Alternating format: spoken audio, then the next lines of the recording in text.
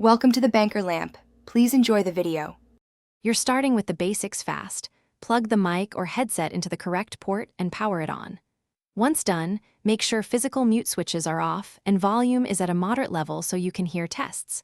Open Windows Sound or Mac OS sound preferences right away to see the device appear.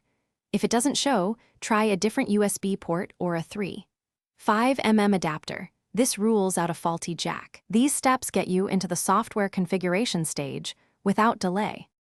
Now configure the system so apps use your mic and headset properly. You should set the preferred device as the default input and output, and adjust input gain so your voice peaks without clipping. Make sure sample rate and bit depth match your recording or communication app to avoid resampling artifacts. Once done, check app-specific settings, Zoom, Discord, or your DAW often override system defaults. Also enable exclusive mode only if required, since it can block other programs from using the device. Finish by validating performance inside the apps you'll use. You should make a test call or recording, watch the input meter, and listen back for clarity and background noise. If your voice sounds muffled, move the mic closer or change polar pattern. If there's echo, enable echo cancellation and reduce speaker volume.